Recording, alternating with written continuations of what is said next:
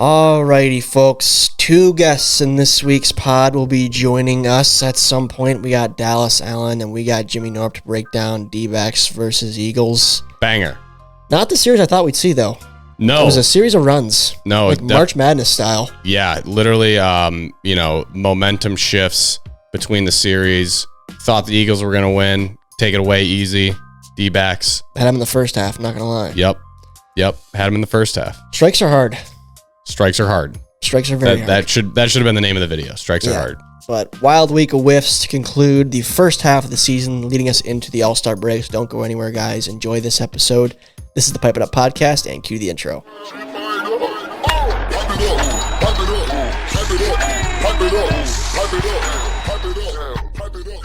Ladies and gentlemen, welcome back to the Pipe It Up podcast, the official podcast of MLW Wiffle Ball. You got Jack and Tom, your co-hosts in studio today. And we are joined for the first part of today's episode by Eagles young star Dallas Allen. I guess he's a veteran now. I can't really call him a young star anymore. He's a veteran in the league, veteran on the pod too. Dallas is always a great guest to have on. Thanks for joining us, Dallas. Yeah, thanks for having me, guys. The irony that you're wearing a Gip Knorp shirt also is so funny to me, and especially in this week's matchup. Is that out of pity? That was kind of planned. I kind of saw it in my dresser, and I was like, "Yeah, seems about right." Well, I mean, you guys got the best of Knorp, but Knorp and his boys to get the best of you in the end. So, I guess it goes both ways. I'm surprised, to be honest, Dallas, that you even purchased that thing. I'm with you. As you know, him being like your direct competitor in your division there. What led you to purchase the Get Knorp T-shirt? Dude, I got this I think I got this when I first got in the league, and it was like one of the only graphic tees that were out. So, plus it's a cool shirt, so I like it. Now, does Knorp own a banana ball shirt is my question. Yeah, good question, Knorp, Tom. He does? Okay, that's fair. That's fair. Because if he didn't follow suit and buy a banana ball shirt, I think if I were you, I would have turned yours into toilet paper to get Knorp shirt, to be honest with you. But did Knorp do it because he was pressured to buy it to follow suit, or was it a genuine purchase is my question. Might be a question for Jim. We'll ask him tomorrow, I guess. We'll ask him tomorrow. If I had to pick a shirt, the banana ball shirt I think is cooler. If I had to pick a graphic tee to wear, if I was just a fan of the league. I think that's the wrong answer. Why? King Curdy. No, I was just between those two. Okay. Obviously, come on. Obviously, the king stays king. I was just talking between Get Knorped and the banana ball shirt. Get Knorped and banana, I would probably say banana ball as well, just for the simple aesthetic of it. I'm not a big, the Get Knorped shirt is a very large graphic. It doesn't really fit my small stature and small frame. Your physique. You know? It makes me appear smaller than I actually am, if that makes sense, you know? Yeah, no, I know what you mean. I know what you mean. Big graphic on a little guy, it's like, whoa, that's a big graphic. That's a big graphic. Put a small graphic on a small guy, it's like, that's a large fella. He's a good looking sharp. dude. Yeah, looking sharp. Yeah. So, you got to play to your strengths a little bit. But Dallas, let's talk some whiffs. Thanks for joining us again. First thing I wanted to ask you was about game one. You're a pitcher, of course, going against one of the other veteran pitchers in this league, Jimmy Knorp. You go out there on offense, and Knorp just simply can't find it. You've probably been there on some days. I know I've been on there on some days. Even Jack to my left's been there on some days. I've been there. When you can't find it, and we talk about how lonely that is. But I wanted to flip the script on you a little bit and ask you from an offensive perspective, because you have that pitcher's perspective. But then when you're in there and you're hitting, watching someone go through that, what is that like for you? And I guess, do you go up there and just make this guy earn it? Do you help him out? Or how do you balance that as a player who does both pitch and hit in this league?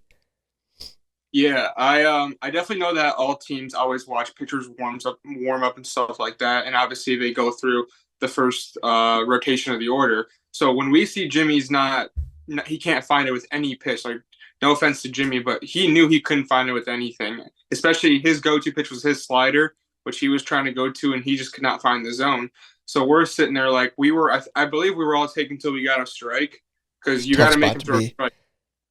If he's not going to throw strikes, we're going to take our bases.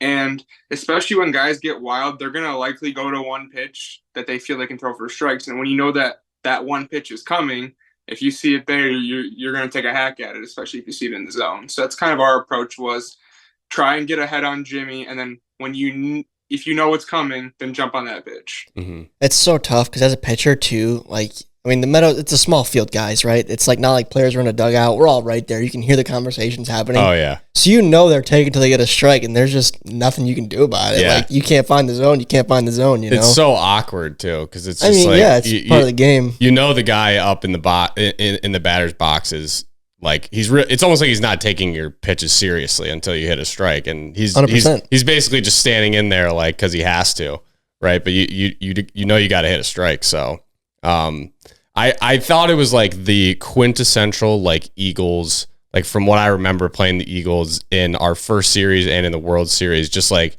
they're gonna make you earn every single thing no matter what. And obviously in this video, at least from watching the video, it seemed rather obvious that Jimmy Knorp, he couldn't find the zone. So it wasn't like any other team in MLW wouldn't do the same thing that the Eagles did. But then at the same time, it's like they also hit some home runs, like they pounced on them, and it just showed the discipline and like consistency throughout their whole lineup that we've known from the Eagles. Yeah, something about Zach Whalen being in there. I want to say that. I think the intimidation factor alone may have thrown off Knorp. When you got to face Whalen at the top of the order, it's not fun.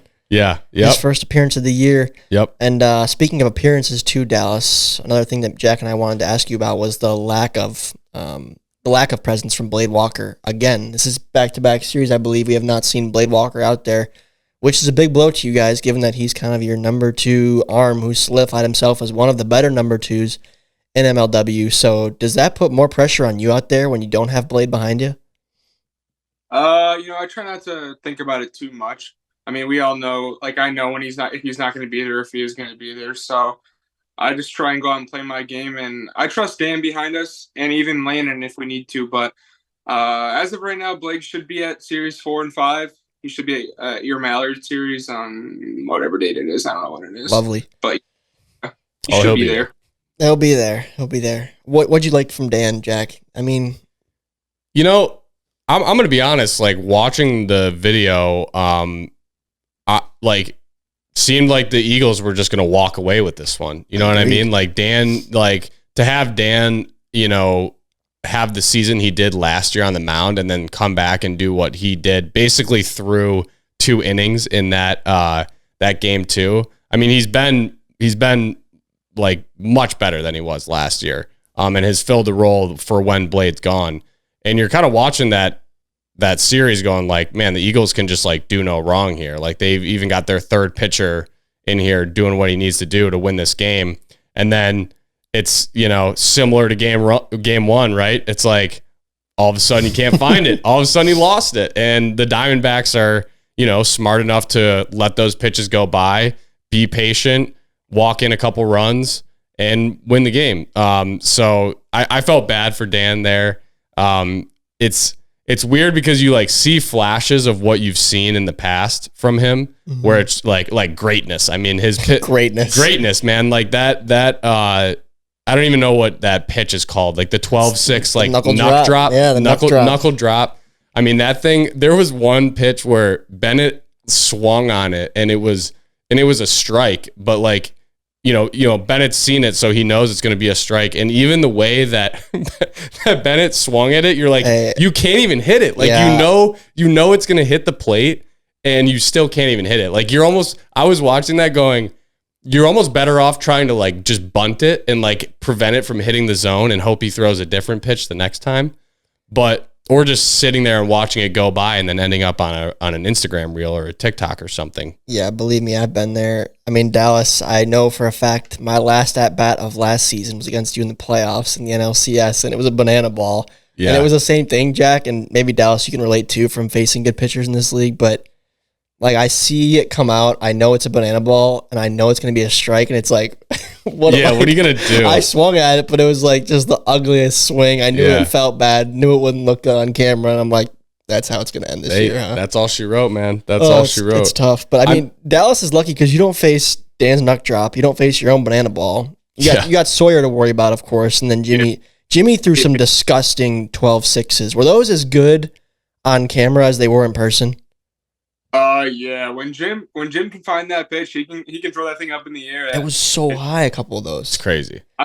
I as a hitter though, I mean, I can't see my banana ball, but dude, Sawyer's drop ball is something different. I can't hit that pitch at all. I don't know what it is about it. Like, I'll know it's coming, and I can't get my bat to it. Dal, I feel like you're a guy though that does put some pretty good swings on drop balls. Like, not to toot your horn or anything over here, but like I think you and Jordan are like two hitters I think of immediately as guys who put pretty good swings on drop balls. Yeah. If I can get like a normal two seam or like a drop ball, like I'm okay with it. But for some reason, when it just goes out there, it just goes up and the thing just darts into the zone. I don't see it very well. He throws his hard too. Well, as a couple, just asking for a friend here, a couple friends actually, what is the key to hitting a nasty pitch like that? Like a Jimmy Knorp 12-6 or a Sawyer B in drop ball. How do you put a good swing on that like you and Robles seem to do? I mean, it's kind of tough. Like, if you're going to hit a drop ball, I always tell people to get up in the box, as crazy as that sounds. And if you can catch the drop before it actually like gets its crazy movement, like that's not the worst thing in the world. But the only thing about moving up in the box is that it's going to get on you so fast that you have to react much quicker. Mm-hmm. But like I said, if you're in the back of the box, that pitch might dart down and you might swing right over it every single time. So that makes kind of sense. Do like what you want as hitter. You kind of got to attack it. You got to meet it at the apex. I can never meet it at the apex. I try, and the thing eats me alive. It's unbelievable. I can't ever remember barreling a drop ball, like literally ever.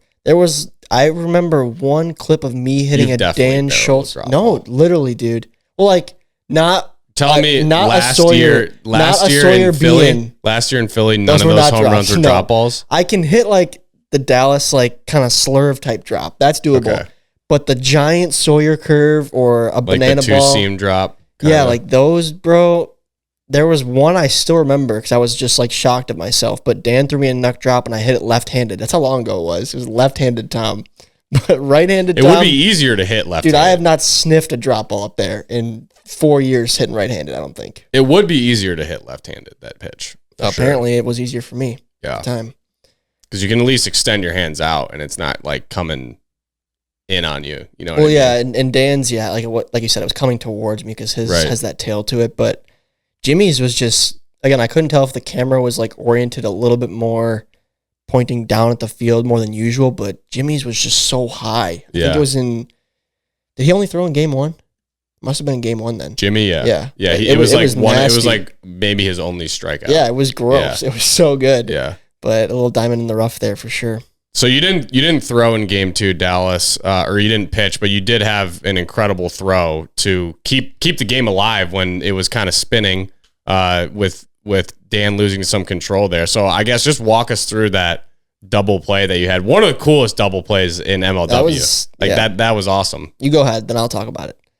Yeah. The situation was bases loaded, no out. So me and Zach are playing in. And I remember seeing Jim hit it over my head. I'm like, oh, this game's over. I thought it was gone.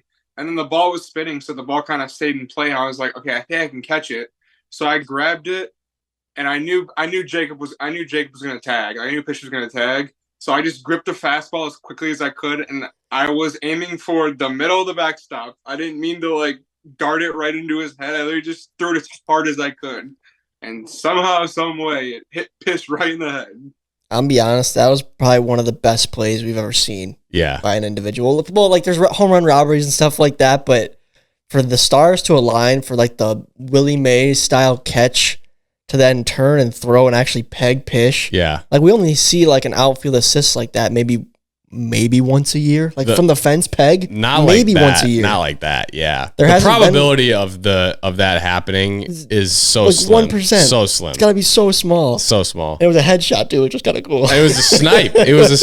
It literally looked like it reminded me of for all of you guys who have like seen Elf. Like when the scene in the snowball fight when there's one guy left and he kind of like winds up and like snipes him right in the back. That's what it reminded me of because it literally looked like Dallas just turned around and was like had a heat-seeking missile on his head. No, just it like was, boom, headshot. Dallas, to be honest, I don't think your throw is that off your target because you can tell if you guys watch the video back right now or PB if you want to play it back for the video viewers of this pod. Your throw did start like at the zone, but it immediately tailed like a two-seamer, out of the hand.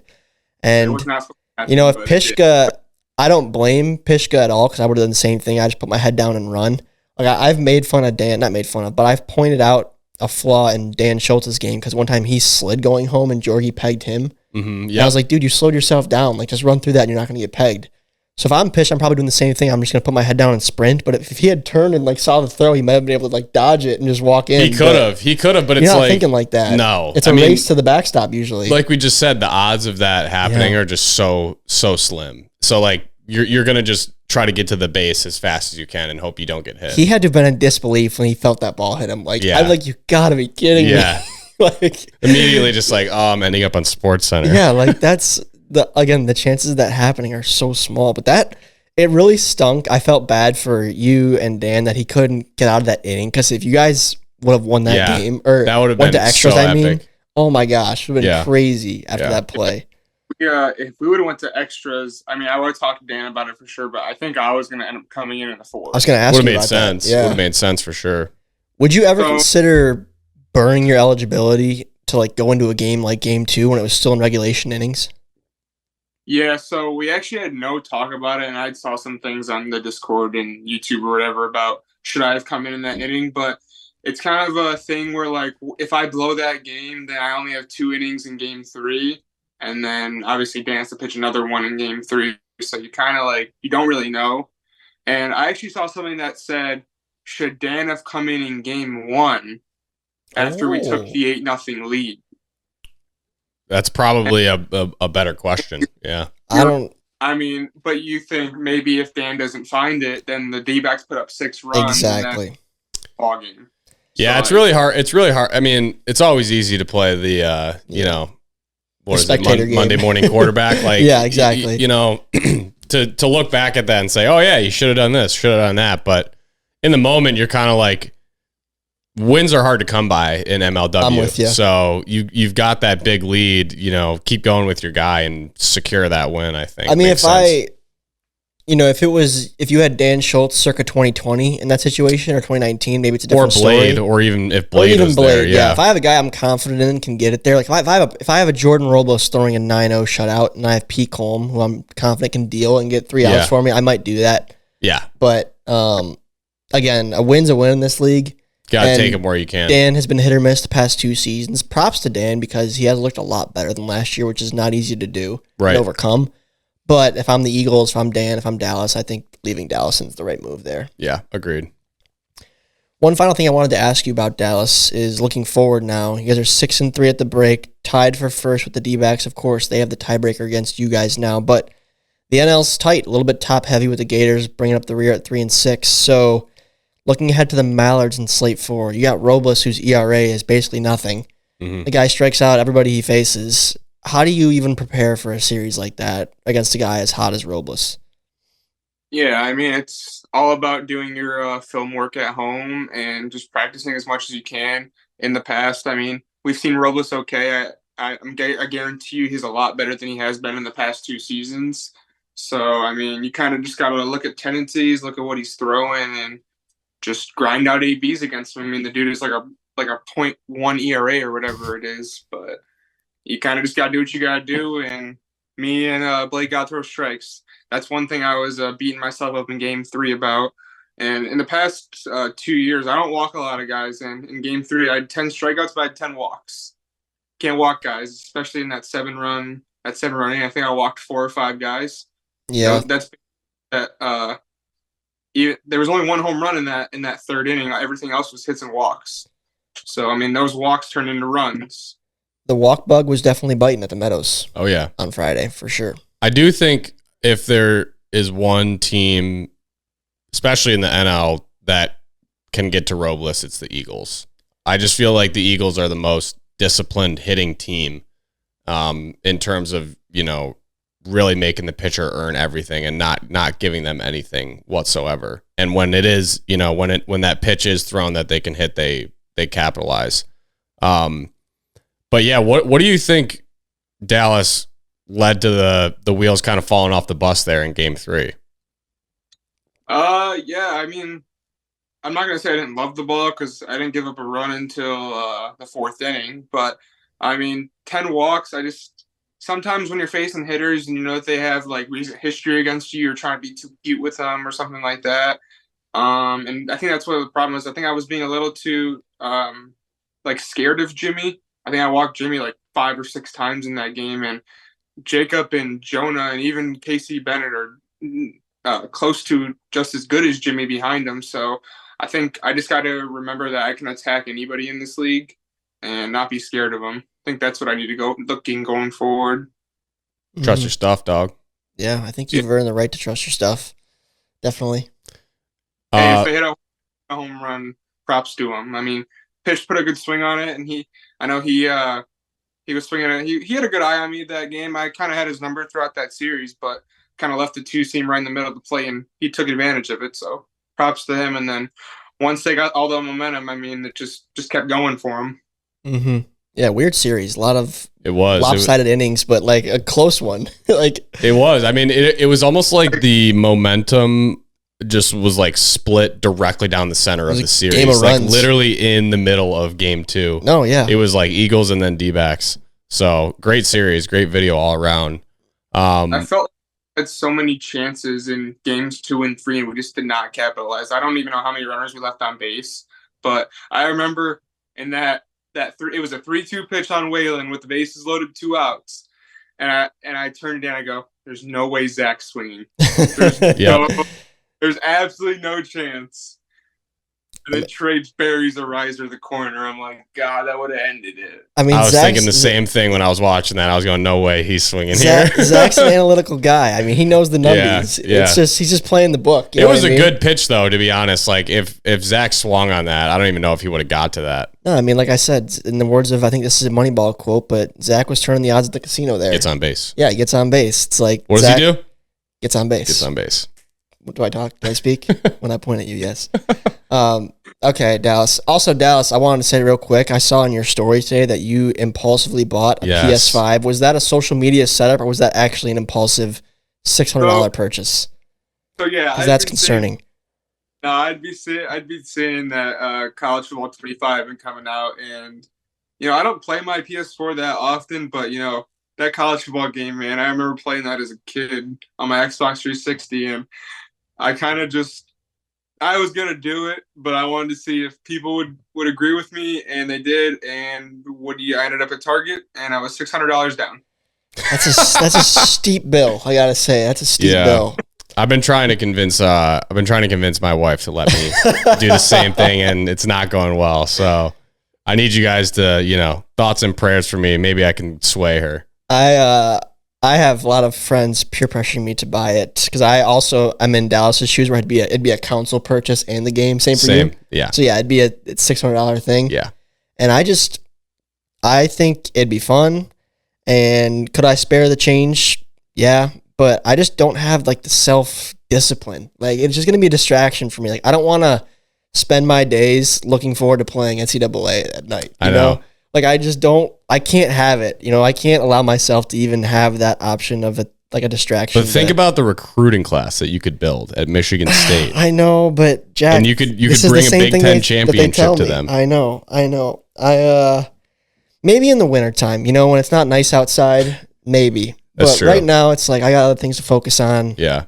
It just seems like it is almost like a diabolical time for them to drop the game because so many kids just went from having like an outdoor active summer to just staying indoors and like becoming vampires. Yeah, mid-July. Yeah, I mean, how cruel is that? That's cruel. It's cruel. You can't cancel your summer. Literally, it's over. It's over for a lot of people. Summer just got written off. I agree. So we'll see if I still have the itch to play it come wintertime, maybe, but it just seems like a lot to justify right now. So I think if I don't have it, it's like I won't miss it type thing. Yeah. But if I get a taste of it, then I'm gonna want to keep playing it, Maybe we should just split a PS5 on the Pipe It Up podcast, and then we'll just set it up down here. We'll get revenue back. We'll do a Pipe It Up stream. Okay. We'll do a Pipe It Up stream and get the money back. So then that's how we justify it. I think because Jack is actually pretty good at like football video games. See, the thing is, I was, but I haven't That's played like riding them. a bike. It is kind of like riding a bike. Yeah, come it on. is kind of like still have it. Bike. I still got it. I just need the money. Dallas, have you played it yet? After you bought it? Yeah, bro. My dad beat me by a freaking point today. today. No. Oh my god, it was so upsetting. No, but I had to let out some energy. I beat Ohio State by like 60 points in my first game on. So, Okay, and I'm nice. this. I'm gonna go build a dynasty. All right. I can't believe you let your dad beat you, Dallas. Dude, we were playing. I was Penn State. We were playing in the big house. He was Michigan. My controller was rattling the whole game because the crowd. Oh my gosh. Guy got rattled. The momentum. Couldn't handle the The squiggly lines. Couldn't handle that hostile. Is it a go route or a curl? He couldn't handle the hostile environment at the big house, 120,000 strong or whatever it is, just roaring in his ears. But You'll get him. Dallas, you play a whole lot of that game before the Mallard series. No time to practice. Yep. And we'll catch you on the field. Hopefully, a little sluggish after too many days spent looking at the monitor. We'll see, Tom. I'll be ready. Yeah, I know you will be. I know. But all right, Dallas, thanks for joining us again. Appreciate you being a recurring guest out here, and we'll talk to you soon. All right, see you, Tom. See you, Jack. All right, thank you so much to Dallas. We have one more special guest we want to have on today. Jack will not be a part of this interview, unfortunately. Time travel pod. You got lacrosse practice tomorrow? Yep. Got to coach up the boys. I coach the fellas tomorrow. So we're going to time travel forward. It'll be me and James, mano y mano, having a little convo because he expressed interest about speaking to the fans on this last series. So Demanded it. So I'm going to make some time for him tomorrow evening. So let's jump to tomorrow and let's hear from Jimmy. All right, after working through some technical difficulties and some English language issues, we are now here with Jimmy Knorp. Jimmy, thank you for joining us. Thank you for making the time to see me this afternoon. It's always a pleasure. We may have been a half hour behind schedule, but that's okay. We're still here now.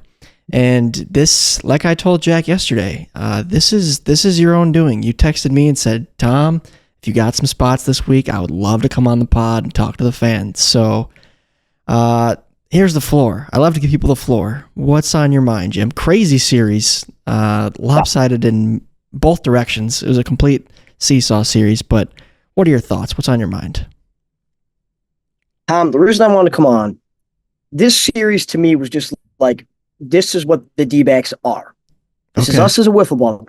You lose a game 10-0. I go out there and have the worst performance of my career, can't find the strike zone, give up 8 runs, not even getting through a whole inning of work, and we come back and still win this series. So, like, super proud of this team. They picked me up. It's nice, like, to know that when your teammates have your back and you don't always have to be the guy. I mean, Trey Flood, what a job. That guy goes out there in game 2. He starts off the game, by giving up a solo home run to Dan, and it's like, oh boy, here we go. Eagles have all the momentum again.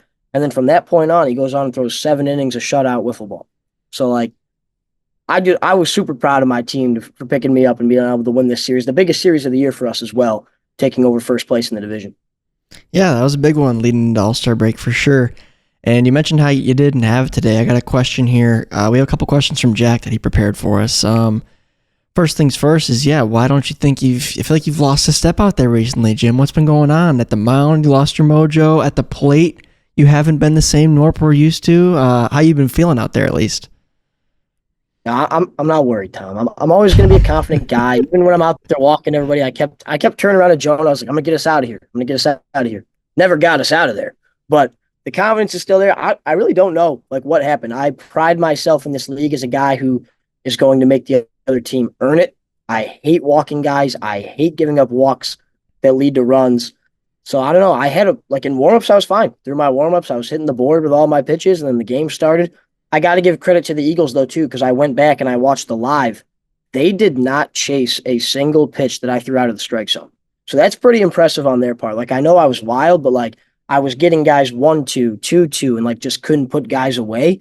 They grinded out at bats, and, at the end of the day, it got to be better. But, I mean, I'm still confident my next start I'll be able to bounce back. Hitting-wise, like, truthfully, Tom, pitching in this league, as you know, has just gotten a lot better. Like, let's be honest. I'm never going to hit 11 home runs like I did in 2021. That's just not going to happen. Crazy. My role, I think, on this team as a player is just get on base. Like, that's always how I viewed myself as a baseball player and now a wiffle ball player. Like, don't try to hit home runs. Don't try to be the guy who needs to hit the home runs. Get on base. Trust the guys behind you. I love our offense, 1 through 4, 1 through 5, if you want to include Trey right now. Like, I'm still confident to play it. I feel like I'm seeing it well. I was also really proud of my at-bats, like, after the game, because a lot of guys in MLW, like, if they had a start like I did, that might drain them for the rest of the series. They might mentally not be there. And I felt like I was working good at bats. And like my dad always taught me growing up playing baseball, like if you can't help your team in one area of the game, try to help them in the other. And for me, it wasn't going to be my arm that day, so I need to help other places at the plate and defensively, and I felt like I was able to do that. Yeah, that's well said. That's well said. Again, this to follow up with that, this comes from Jack, but he wanted me to be clear that it's not him calling you this, it's the people. But the people that are calling you washed, it ain't true? Well, no, it's not true, Tom. I'm still dirty, not washed. You're not like me and Jonah? No, you guys are fine too. Everybody's fine. Nobody's washed. Fans got. I'll only say this about MLW too, Tom. I had this conversation with Matt the other day, and I was like, "You got to realize it's 9 games. Think about like an MLW season. If you struggle in 9 games, nobody's saying a word because it's an 162 game season. Like in my mind, in my MLW career, I haven't even played a full MLB season yet. So like, you're gonna go through struggles at times. I think it's just how you get through it. Still work confident at bats, and like I said, like I still go up to the plate. I feel like I'm seeing the ball well. I'm not worried. And I mean, at the end of the day, the D-backs are 6-3, and that's all I care about. We haven't lost a series yet. Knock on wood there. So as long as we keep winning games, I could have no hits the rest of the year, Tom. If we win a World Series, I wouldn't give 2 hoots. Easy for you to say, Jim, as a guy who's got multiple hits this year, and I only have 1. But no, I never saw the internet, but I'll share it with the pod squad here. When me and Jonah did that jersey swap in Miami, I thought the best Instagram caption for that for myself, I never posted it because I'm a loser, but I was going to put like freshly folded laundry, #washed. I thought that was pretty clever. Yeah. Let's talk about Jonah, though, a little bit. And let's talk about Benny, your favorite player on the team, of course. Because when you struggled there in game 1, you didn't go to Trey. You saved Trey for games 2 and 3, and you went to your old pal, Benny. Now, we've seen Jonah sling it from the left side, the old southpaw there, number 9. And he's been successful at times, but he hasn't thrown in a while. So when you're looking at the depth of your bullpen, do you think you put Benny in that number 3 slot, or is it Jonesy? Does it depend on the day? What's going on there? Yeah, I can be as honest as I can. I'm a very transparent manager, and Jonah's also my best friend, so he already knows this. And I would say to him, but I do definitely put Bennett above Jonah right now. I think Bennett, when he's on, can be just as good as anybody in this league. And I know that's crazy to say, but I've seen it in practice. It's kind of like how you talk about Davenport, honestly. Like, yeah. He had 6 pitches, and when he's hitting the zone with 4 of those pitches, he becomes very tough to hit.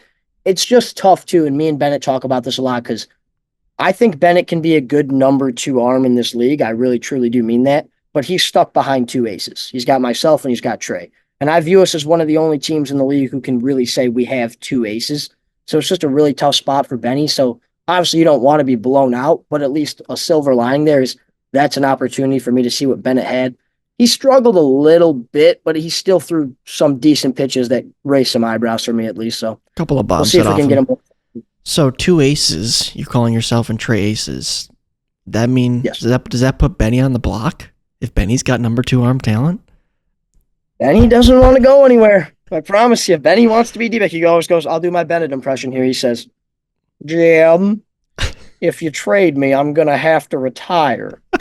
So Benny doesn't want to go. Nothing like a good Benny impression. I know Bennett's going to hear this and immediately probably text us both in a group chat saying, what was that on the pod? Yeah. I haven't talked to that kid in a while. Is he back from his vacation? He had some long extended vacation there. Yeah. He's back. Yeah, I feel like he got back 2 weeks ago, and, I've probably seen Benny about every day since. So. Oh, okay. So you're well aware he's back. That's good. Yeah. I took Benny fishing one time. Jim, did you hear about that trip? I did. He told me he actually had like the time of his life. Did and he? then he said we have to go soon, meaning you and him. Okay. Bennett, we'll see what we can do there. No promises can be made, but if we can get on the water, we will. I want your take, Jim, because now this is taking you off your player hat, off your manager hat, and now stepping into your more like analytical and co-commentary role in MLW, because you see a lot of the games. You're at the field almost every day, watching people play, watching teams play, and I want your take on the best record in MLW at the All-Star break is 6-3 this year. Do you think that this is the most parity we've ever seen in MLW? Yeah, it's a good question. Put me on the spot here, Tom. I guess it's hard to say it's not. I mean, 6-3, three teams are 6-3, I believe, right now, and what, three teams are 3-6 or something like that. Is Yeah. that right? Yeah, because you got Yeah, Preds, three, D-backs, Gators, Eagles, six. and Yeah. Gators, Yeah. Magic, Cats are at 3-6. Yeah, I mean, truly, when you show up to the Meadows, anybody can beat anybody. And it's even like I said in my pregame intro for this Eagles series, I was like, I like the way our second half schedule is with Cobras Gators. But that doesn't mean I'm viewing we're going to go into those series and sweep those two teams. Like those two teams could easily beat us, and I wouldn't be surprised. Like that's just how MLW is right now. I think, and I touched on this in my mic'd up too, Tom, like little things in MLW mean so much more than they used to.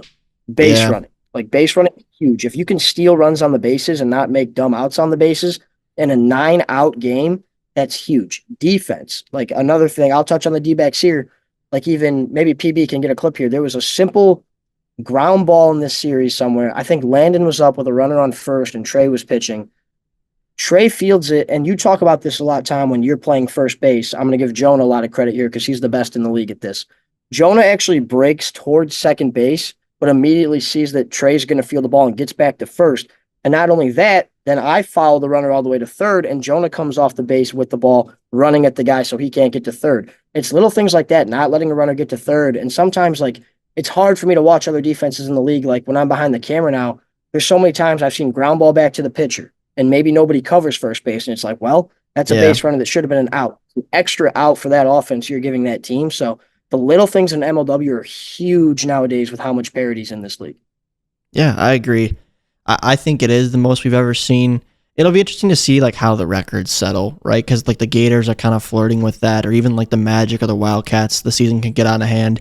Even the Cobras, like if you get swept twice in the second half, like your season really it didn't go well. So I'm curious to see how the dust settles on this one because I do think this Gators team is significantly better than the previous one, and I would argue that both the Cats are weird because the Cats are so new, but I would argue that the Cats and the Magic are some of the better teams we've seen with a record that bad outside of the 22 D-backs. Because you guys were, at the break. What were you? Were you 2-7? I mean, that's unbelievable. Yeah. Well, yeah, like you said, like the Cats are 3-6 right now. In my preseason rankings, like in the AL, I had the Cats winning that division. So that just shows I think a lot of us did. Easy. Yeah, I think a lot of us did, and it surprises me too because it's one thing to be 3-6, but seeing them play and like seeing the movement that PB has and how tall he is, like RJ, I'm just surprised that he's given up runs. And it's not like they've lost a lot of heartbreakers too. Like those games in Brooklyn were tough. A couple of times the ball didn't bounce their way. So I don't know, just the way that the display they've shown would put them to me at worst like 4-5, 5-4, but the record shows 3-6. So it's a tough league to win in, and you got to capitalize on opportunities when you have them. Close out games, which they did in Brooklyn. So yeah, and I had this conversation with like Mark Schultz at the Meadows the other day too, and I was like, even number 2 arms, every team has a good number 2 arm now, and it's like even a number 2 arm can beat a number 1 arm on any given day, like because all the number 2s can be close to the number 1 arm. So there's no easy hits, there's no easy games, there's no pitcher that you're like, oh, we should definitely beat this guy. There's just not in the league anymore. Mm-hmm. Yeah. If you were to face the Eagles again in the postseason? Without spilling too many secrets here, but what do you think's one takeaway you took from this series that you would try to correct so you guys didn't start off on such a bad foot against them in the playoffs? It's hard, man. I think they are honestly a tough matchup for us. Like we don't see Dallas great. We don't see him terribly, I don't think, compared to the rest of the league. I mean, Dallas is Dallas. He's just really good. I think as hard as it is, like you have to attack their offense because they're not going to give you like the free pass. They're not going to help you out. Like they're not going to chase pitches. They're all scrappy, but 1 through 4, they're also all really good and tough outs. So I don't know, like pitching wise, I would love to say like if we faced them, I go back out there because they saw me for an inning this year, they know, but, but at the same time, Trey also dominated them. So it's like, how do you not go back to Trey? So I don't know. I'll cross that bridge, I guess, when I get there, Tom. I'll have to put my manager cap back on if we face them. Yeah, I mean, I'm putting mine on right now for the regular season because I was joking with Dallas. Like, Robles has been so good this year, right? I mean, truly, he's having the season of a lifetime. but they always seem to hit Robles, so I wonder if that's what's going to break him this year. This will be a good test for us regular season-wise, I think, and a good test for Jordan to face a tough lineup that he knows can give him fits. So I'm looking forward to the matchup. But I was thinking the same. Yeah. Robles has been great. They seem up, but it's also kind of a different Robles this year. Like well, that's what I'm saying. We're going to know right away if it is a different Robles or not, because the Eagles have been putting bat on ball against him for 2 years now. So, well, all right, Jim. I appreciate you coming on. I always love seeing you support the fellas. Hey, how about the big pish and extras going yard? How about him? How about him? He needed it. That was some frustration in that swing, Tom. He was, I think, hitless on the day before that. Not a happy guy. I saw frustration maybe after the play, but when he made the swing and he knew it was gone, I saw a lot of relief and that oh, I finally got one type thing, because I've been there before too.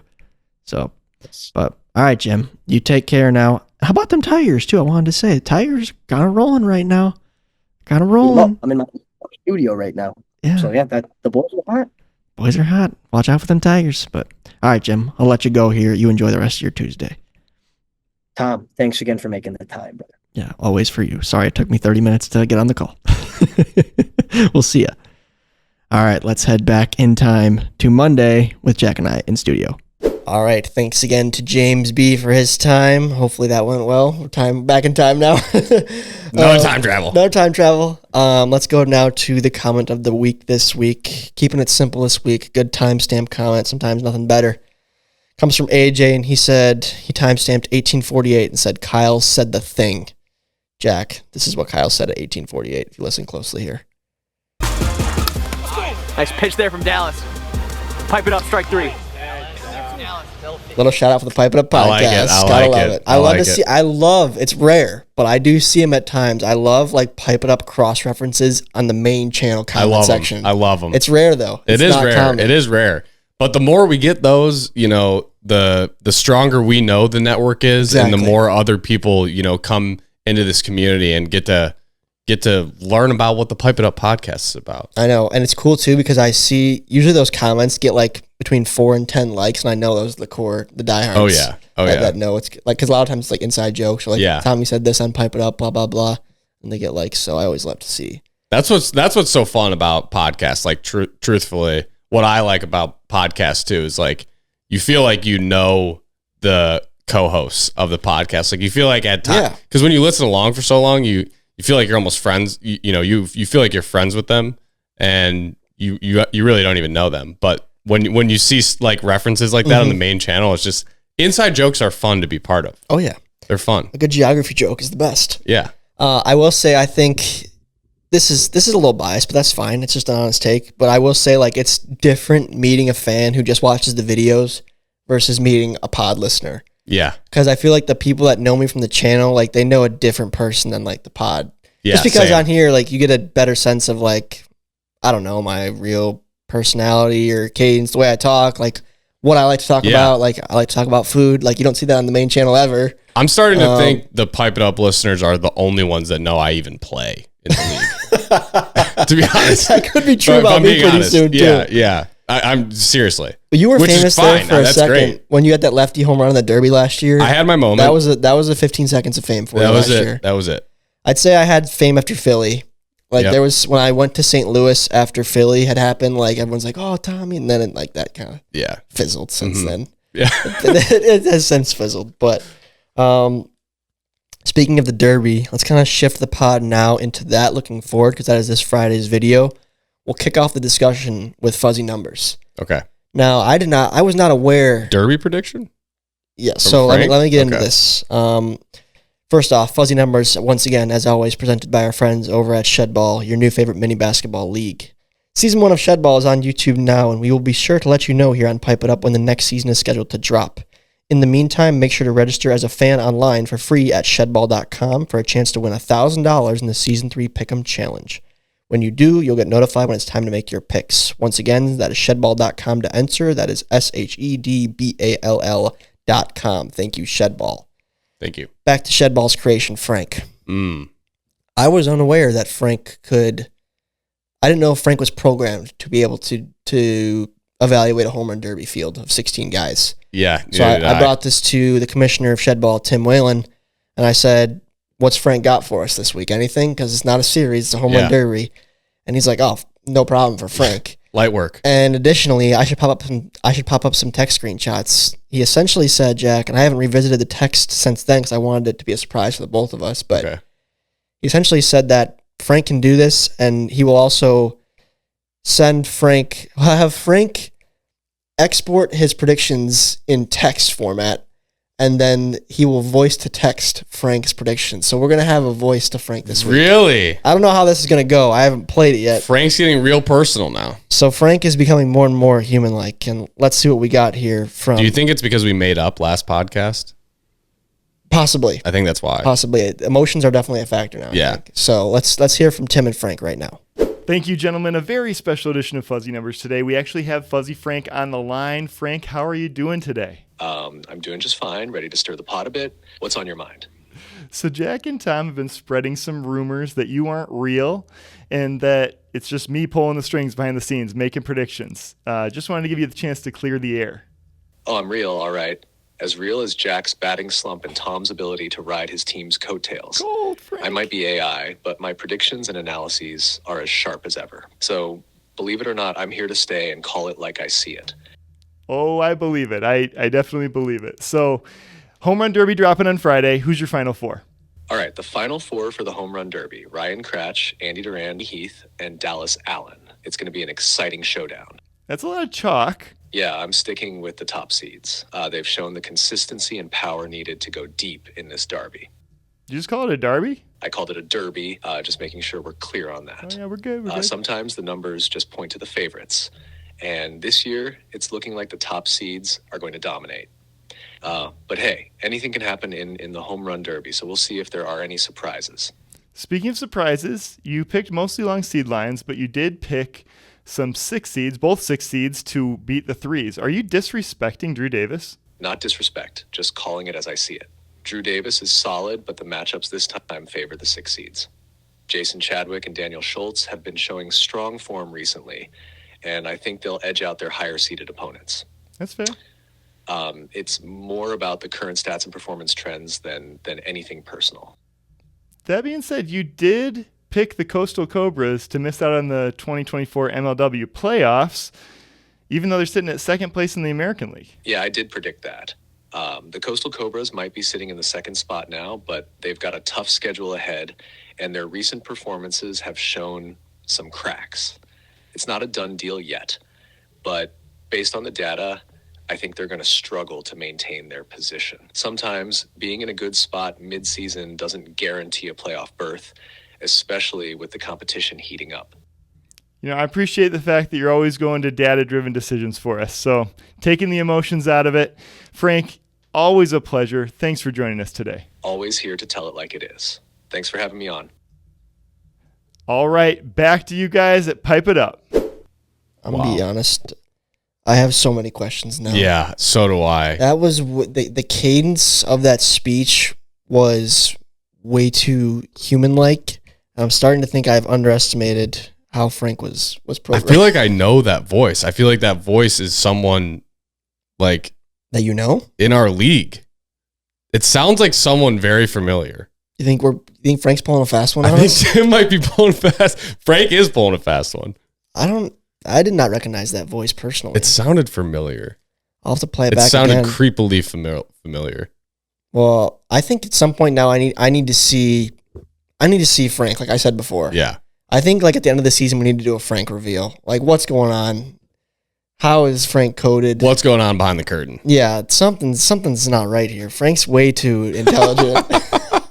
But he did predict all chalk. He did. So what was his prediction again? He's got his final four being 1 seeds Cratch and Heath and 2 seeds Dallas Allen and Andy Durant. Okay, so we got sorry, say it again, Heath. He has the 1 seeds Ryan Cratch and Jonah Heath, Yep. as well as the 2 seeds Dallas Allen and Andy Durant. So totally chalked. Yep. I mean, I think you pretty much have to pencil in Cratch and Jonah. They're just so agree. consistent. I can't argue in with derbies, it. Yeah. and they're powerhouses. The one that I think I disagree with in that one is Andy Durant. I think his home run numbers this year in game, in series they're remarkable, especially coming back having not played last year. But Andy always like surprises me because he seems to hit home runs on the pitches that you shouldn't hit home runs on. Like I would agree. His swing is so unique that he just like gets to balls that you wouldn't expect to get out of the yard. And that's not really what a home run derby swing looks like. True. You know, a home run derby swing is much more consistent, and they're kind of lobbing them in there, typically like higher in the box or the plate or whatever. And guys are just like swinging hard. So I don't know. That one's the only one I couldn't see in the Final Four. The other three for sure. I could see them at least. I mean, I'm going to be honest. If I had to predict a Final Two, it'd be Ryan versus Jonah again. Probably, yeah. Like, guys, when I say it was easy for them last year, it was easy. Yeah. Like, Jonah, first of all, Jonah has Jimmy always throw to him, and Jimmy does serve in a nice home run derby pitch. Like, we were laughing about it 'cause he was putting him on a platter for Jonah. But then Ryan had his dad, and Ryan made it look so easy from top to bottom. I've heard that Greg Kratch will not be throwing to Ryan this year. Also heard that. I kind of understand why Ryan was saying how he's like, we were 1-for-1 together. Like, I like it like that. So I kind of get it, but wouldn't be the worst thing to run it back either, even if he did lose. But anyways, I really can't bet against those two. Looking at the rest of the field here, Jack, if I had to pick a dark horse, you know, the Schultz brothers are always candidates to go far in this thing. Yeah. They've done well in the past. I don't hate the pick. Well, the Drew Davis, Jason Chadwick matchup in the first round, 6 versus 3, is kind of a tricky one for me because they've both done fairly well in past derbies. Jason won his in his rookie year. Drew's gone far in a lot of the OG derbies. I don't think he has like a modern day derby win. But he's done overall well. So that's a matchup I think that could potentially move on and upset the Dallas Allen pick, assuming Dallas beats Rudy. But is Jackson's in the home run derby, isn't he? Pearson is playing Andy in the first round. Pearson's the 7th seed. I think he's my dark horse. Okay, Pearson, because he's got a swing where he's got some pop in his bat. And although he hasn't had like the year I think a lot of people have expected him to, anything can happen in the home run derby, and he's got a powerful swing, so he'll be my dark horse. Yeah, I mean, the derby's weird, especially in our format, because we still do it old school MLB style with 10 outs, so it becomes a lot more mental than it is sometimes physical. If you can kind of hit your mental stride and confidence in your swing and your pitch selection, like anyone can get hot. Yeah. But again, just Ryan and Jonah just seem to be better than everybody else every year. It's a pattern. But like even in the past, I felt good at times. Last year I was feeling good, for example, and then I hit the dizzy thing and it totally like threw me off, and I never got it back together. But I think I made top 4 2 years ago. No, last year I was top 4 and Jonah knocked me out, I think. I've been top 4 like 2 out of the last 3 years, I think, but I have never made it to the finals in a modern day derby, so maybe this is my year. We'll see. I got Jimmy Knorp in the first round, so a couple of Tough Titans. Draw. Clash of the Titans there. You can do it though. I think so. Yeah. He's the higher seed, so I'll probably hit first, set the tone, and then we'll see how I can do. Yeah. It's always a little tricky to go first. There's less pressure on you, I guess, but like then you got to just sit back and watch. Exactly. And it sucks watching yourself lose. I think I knocked you out in that way last year. Yeah, you did. I almost like felt bad about it. Yeah. That was a crime last year. The fact that me and you played each other last year was a crime. That sucked. Should have never been set up like that. But who you think's gonna win, Jack? I didn't ask you yet. Who do you got? I mean, if I was a betting man, I'd probably just take Kratch again. Repeat? Yeah, probably. Wow. Well, I'm gonna go Jonah. I think this is the year he finally does it. I think he's been to 3 straight finals. He lost to. He won one year, didn't he? No, he has not won yet. I thought 2 years ago he won. No. Ryan's won back to back. Wow. Jonah has been, I think, to 3 finals and has yet to win one. And I hope this is the year for him. Okay. I think this is it. Again, he's just too good at it to not win one of these things. Yeah. So. Very consistent. We'll see. We'll see how it goes, but I think it'll be him and Kratch right there in the mix if I had to guess. Cool. So we shall see what happens. Update on the score, guys. We wrapped up slate 3, so we are 60% of the way through the season right now, Jack. And this was an interesting series because we both had 2-1 D-backs. Yeah. It came down to the tiebreaker, which was hits. Yep. And we said 13.5 hits was the line. I took the under, and I chose first. So then Jack had to go over.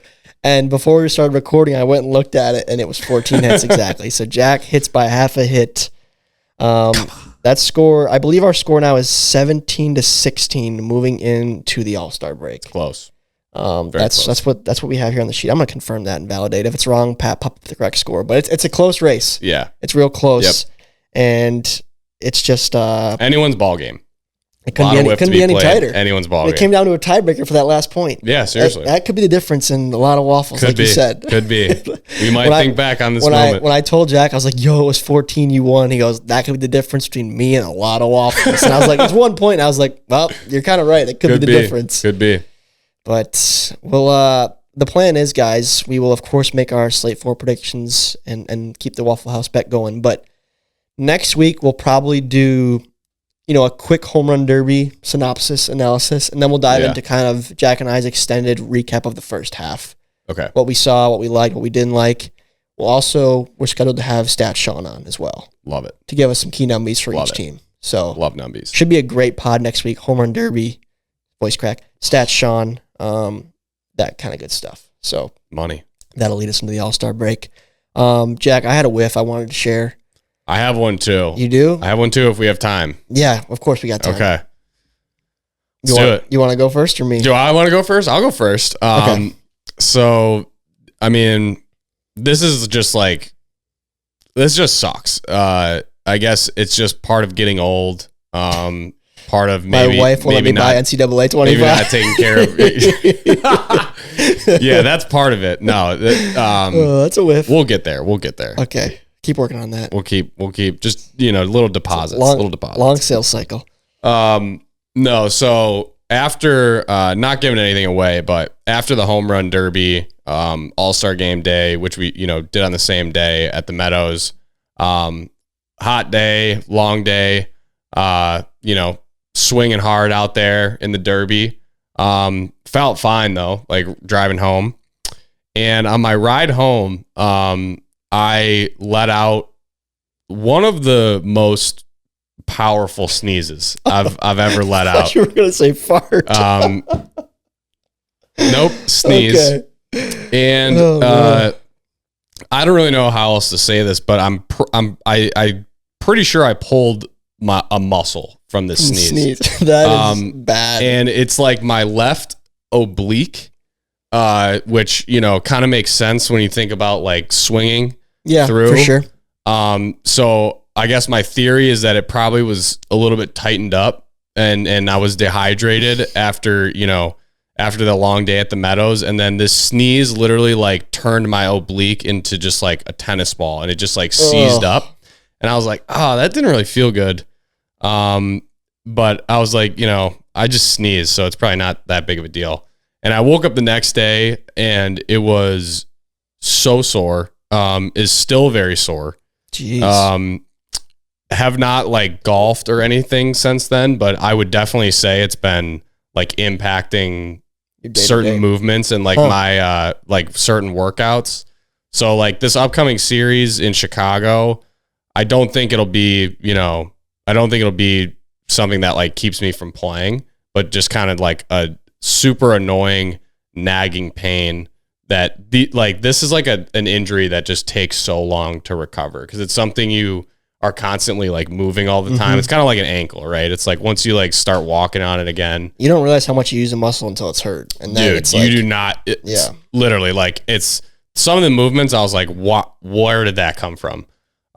So that's my whiff. I mean, I literally sneezed and am walking around in pain because of a sneeze. I have so much sympathy for injuries. It's such a whiff. Trust me, I feel for you. I didn't know that you were going through that. So yeah, sorry to hear that, Jack, and I wish you a speedy recovery. Genuinely, because like you said, when I hurt my pec, it's like if you guys didn't know, turning your steering wheel like this or like this with one, it hurts your pec. Opening a screen door hurts your pec. Like everything you do, it's like you're just moving that muscle. Oh yeah. So you don't realize it, but. My whiff was really just a culmination of Friday. I mean, it was so bad, guys, my Friday last week that I texted Jack saying, today has been a whiff in all caps. Which was funny because it was the day that all the like the CrowdStrike thing happened and all the systems were down. So when Tom texted me that, I was like, yeah, haha, like it is a whiff, like for everybody at work. Yeah. But he wasn't even talking about that. No, it started with that, but it really didn't affect me too much. But I thought for a second it might. But no, Here's what happened, Jack. I drove out to Trenton, Michigan, believe it or not. We have some players in the league from Trenton, about an hour from Brighton, where I reside. And I was sitting, doing some work after a meeting at a Panera Bread. Okay, I probably got there at about 8:30, 9 o'clock. And I sit down, I'm on a call, and then I look up, and there's this gentleman who's just staring at me. And I was like, what's this guy looking at me for? And then I kind of like looked away and then was focusing again and looked up, and he's still just looking at me. And I was like, okay, it's twice. What's going on? As soon as I hang up the phone, he like walks over at me. I'm like, what is this guy's deal? And I thought maybe it was a wiffle ball thing, to be honest. Yeah. I was like, why is this guy seems so interested in me? He's like, are you driving GMC Terrain? I was like, yeah. He's like, someone just hit your car in the parking lot. I was like, God, are you kidding me? And I was like still like in shock. I was like, how bad? And he's like, there's a pretty good white scrape on the front. If you want to go take a look. He's like, and they drove off. I got a picture of the car if you want to see it. And I was like, oh yeah, thanks for telling me. I'll go check it out. Thankfully, Jack, I did go out there and I kind of saw what he was talking about. There was a good like white graze. I buffed it right out. Oh, no problem. So it was a whiff, but it could have been way worse. Narrowly escaped. And but it was confirmed because then when I was out there looking at it and rubbing at it, there was another woman who's like, someone just hit that car. Is that yours? I was like, yeah, someone told me. So someone hit it, but narrow escape. But that was the first hiccup of the day, which threw 30 minutes away. So then I relocate. Panera was a little noisy. I relocate from Panera to Chick-fil-A nearby. Chick-fil-A was great for about 2 hours. Then the lunch rush started to come. So I was like, I can't really work here anymore either. So then I was like, let me go to is there a library? I need somewhere quiet where I can not be bothered by music or people. So I pack up my stuff again, which takes time to get your charger, your laptop, your notebooks. Just kind of a pain. Pack up, back in my car, drive across the street to this library. I get in there, and it was like you could hear a pin drop. It was dead quiet, and I was like, oh, this is almost too quiet. And I was hoping to find like a little like conference room or cubby room to work in. Yeah. They only had one of those, and it said quiet study only, and there was 3 people in there with headphones on, like doing their work. So I was like, that's not really an option. Yep. So I sit down at a little round table, plug in my computer, get my notebook out, all this stuff. Had another call, I think at noon or 12:30, and I'm like, I get on, I'm like, hey, can you hear me? I was like, I'm in a library and it's super quiet, so I don't want to talk too loud. But like, no, we can hear you fine. So I'm literally talking this loud, guys, and I think you can hear this because of the podcast microphone, but as quiet as can be. About 5 minutes go by, and sure enough, I look up, and here comes the librarian. Oh, I'm no. like, gotta be kidding me right now. And I'm like, am I too loud? And she's like, I was like, I apologize. She's like, and there's no Zoom meetings allowed in the library. And I was like, okay. So I was like, dude, give me 5 minutes. I gotta go to my car. I was like, nothing is going right today. So then I had to take this Zoom meeting in my car on a hotspot, and thankfully it worked. And after that, I was like, you know what? I'm gonna drive home. Like, I've tried Panera, I've tried Chick-fil-A. The hospital that I was at had no internet. I was like, I'm going home. Yeah. So then I drove home like an hour and a half in basically like Friday afternoon rush hour. I was gonna just like work through and wait it out. And it was just, nothing went right for me on Friday. And to end the night, I went home and wanted to finish that receiver documentary on Netflix, and which ended in the Lions losing to the Niners. And I hadn't seen any highlights from that game until that day, and it was just sad to relive. So very sad. Just a whiff of a day. Nothing went right. Yeah. Nothing went right. Sometimes you get those days, man. And then it's just like the little things where you're like, gosh, that saved me. It was just funny getting kicked out of a library. That was a first for me. What was, I guess, why did you think the Chick-fil-A was going to be a good option? Because Chick-fil-A is busy a lot. Yeah, well, like I said, it was like 9 a.m. when I got there. Okay. So it was like pretty dead. It was actually great. And it just was next door. Yeah. So it was convenient. Yeah. I was like, that's a good spot. And then, but like 11:15, 11:30 came around. I'm like, this is going to be a problem. About to get real loud in here. Brutal. So 4 different locations. Got kicked out of a library. My car got headed to Panera, Chick-fil-A, and Chick-fil-A too. You got to find a good like coffee shop. So Panera is usually my go-to because this is a cheat code, guys. We're going over time limit here, but Pat, you can cut this out if you want. Panera, I joined the Sip Club. You guys know me. I'm a sucker for a good deal. Yep, Talked rewards. about it. It's well documented. Yep. So, but no, Jack, the Sip Club is free for your first 3 months. So I have unlimited coffee there till October 10th. Wow. So like, instead of like, when you go somewhere and you work, you kind of want to buy something. What do you have to give information? Your phone number? Email address, I think. Is it just email? Phone number, I think, too, yeah. Because if it was just email, you could get like Oh, no, your phone number is tied to it. 4 different times. Phone number is tied to it. anyways, so that's like my go-to because I can go there and actually order something and work and not feel guilty about working there. Nice. So Chick-fil-A, I love you, Chick-fil-A. Your food's great, but I did have to spend like $4 on a fruit cup that I didn't need to sit there and work, which kind of sucked. So if you just went in there and sat down, someone would say something to you? I don't think so, but I think morally you should buy something if you're going to use their Wi-Fi and sit there and take up space. You know, Probably. That's just. I think it's just common practice to do so. That's fair. So, but all right, guys, thank you so much for tuning in. Home Run Derby this Friday. Jack, you got a series this weekend too, right? I do. Tickets still on sale for that? A couple more days? Yep. 300 plus sold. It's gonna be a banger of an event. It's gonna be awesome. Gonna be legendary. We got our full squad.